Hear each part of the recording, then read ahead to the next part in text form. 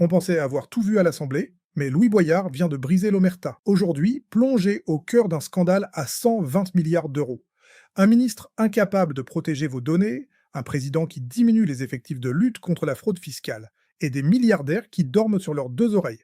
Restez bien jusqu'au bout, car ce qui suit est tout simplement surréaliste. Mes chers collègues, nous étudions un texte relatif à la fraude fiscale et à la fraude sociale.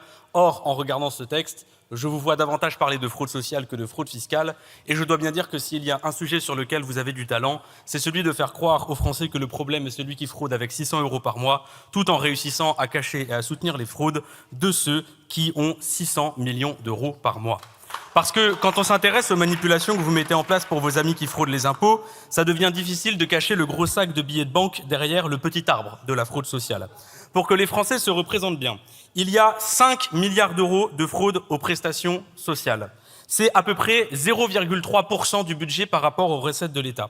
Et à côté, vous avez 120 milliards d'euros de fraude ou d'évasion fiscale. Ça représente 8% du budget par rapport aux recettes de l'État. C'est 24 fois plus. Alors, les Françaises et les Français sont de bon sens. Ils se disent, puisqu'il faut aller trouver de l'argent pour l'hôpital, pour l'école, pour aider les jeunes qui sont en galère ou pour faire quelque chose face au réchauffement climatique, le bon sens serait d'aller chercher sur la fraude fiscale. Mais quand on regarde dans les détails, il y a quand même quelque chose d'étrange. Vous arrivez à récupérer 16% de la fraude sociale et seulement 14% de la fraude fiscale. C'est tout de même assez étrange, parce qu'il y a plus d'argent à aller récupérer dans la fraude fiscale. Et quand on regarde encore un peu plus dans les détails, on voit que depuis que Emmanuel Macron, le président des riches, est au pouvoir, les effectifs de la lutte contre la fraude fiscale ont diminué de 20%. Et que les effectifs de lutte contre la fraude sociale, eux, ont augmenté. Alors il va falloir que vous m'expliquiez le concept d'aller supprimer un poste qui permet de récupérer des millions d'euros pour le remplacer par un poste qui permet seulement de ramener quelques centaines d'euros. Vous prétendez être des Mozart de la finance, vous êtes davantage des joueurs de pipeau.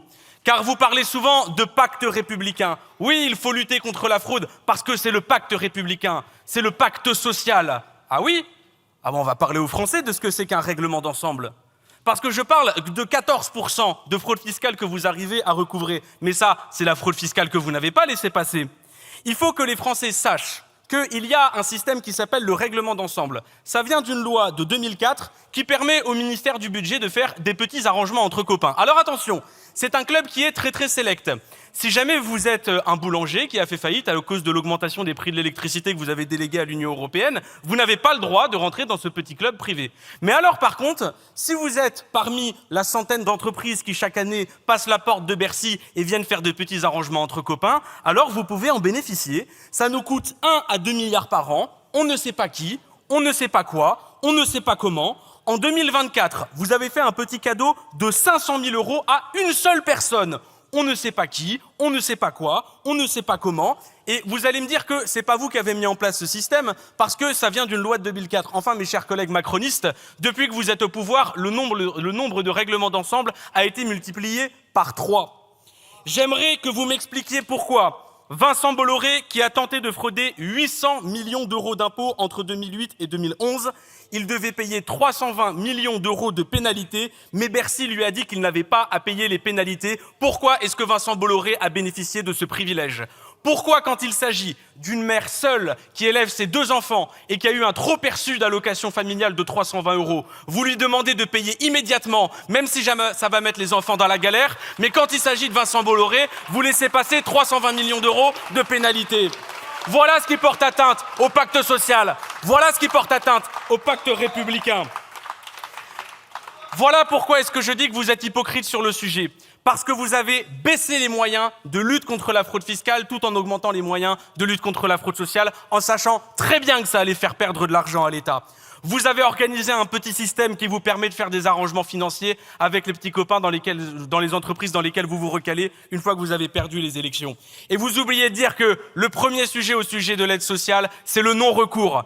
Parce qu'il y a plein de gens qui ont le droit à des aides, mais ils ne savent pas qu'ils y ont droit. Et vous pouvez me croire, les riches, eux, ils savent très bien qu'ils peuvent bénéficier de petits arrangements avec Bercy.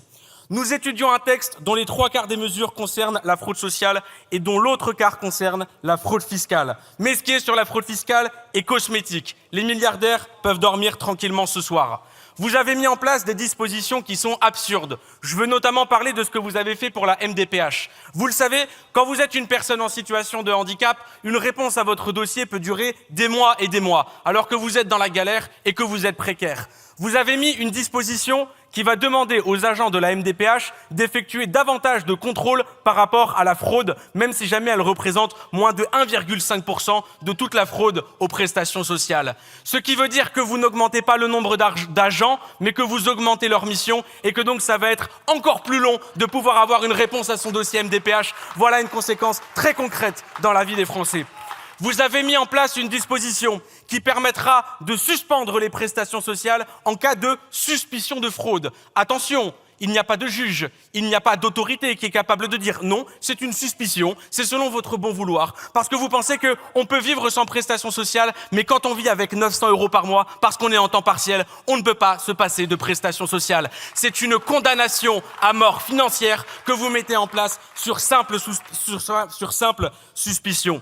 Il n'y a absolument rien de cohérent dans ce que vous mettez en place dans ce texte. Il n'y a rien de cohérent dans ce que vous mettez en place pour renflouer les caisses de l'État. Même pire, vous laissez les fraudeurs fiscaux s'échapper puisque vous supprimez des postes en cachant derrière l'arbre de la fraude sociale. Mais ça va encore plus loin, parce qu'il y a ce que vous faites avec les données des Françaises et des Français.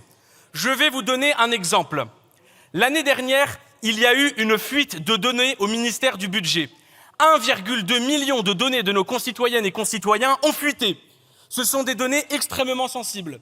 Nom, prénom, adresse fiscale, documents bancaires, tout ce dont on a besoin pour qu'un escroc puisse faire une fraude au crédit à la consommation. 1,2 million de données.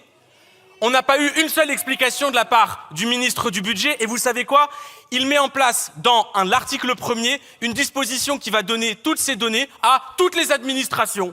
Il y a eu une fuite de données la semaine dernière. Vous êtes incapable de protéger les données de l'État. Vous en donnez encore plus. Vous donnez encore plus aux escrocs. Vous donnez encore plus aux fraudeurs. Vous êtes des incompétents.